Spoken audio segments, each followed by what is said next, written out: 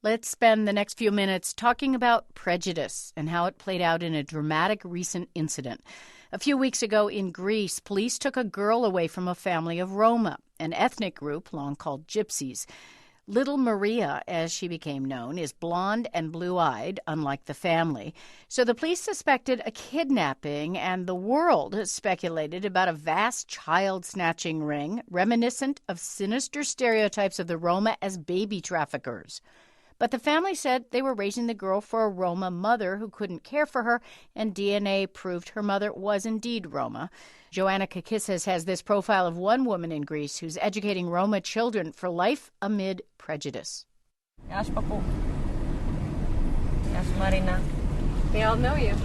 Yeah, of course. Maria!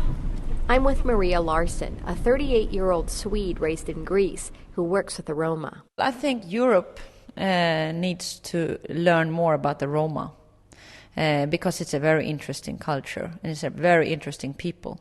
The Roma know more about the world outside than the world outside knows about the Roma.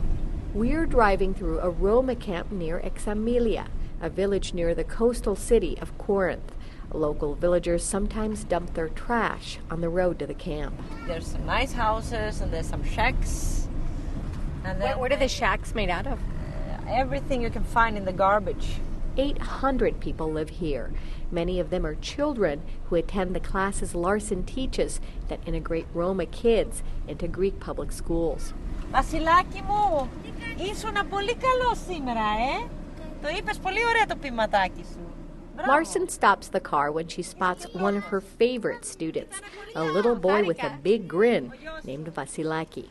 Vasilaki, she says, you read your poem so well today in class.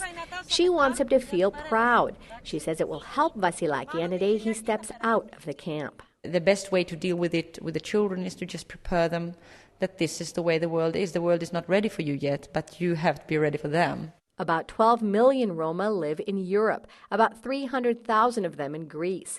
Many are illiterate and are more likely to be unemployed, impoverished, and in poor health than other Europeans.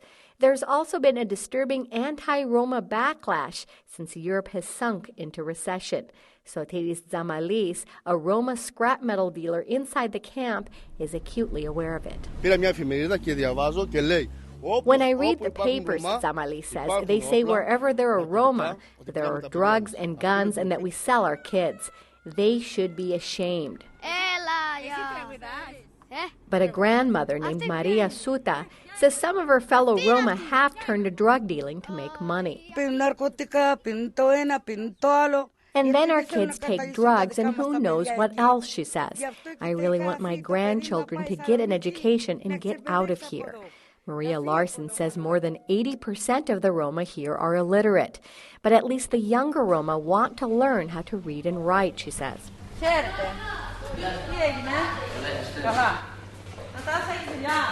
Natasa Panayotopoulou is 21, a Roma mother of 2 toddlers she plans to send to Greek public school.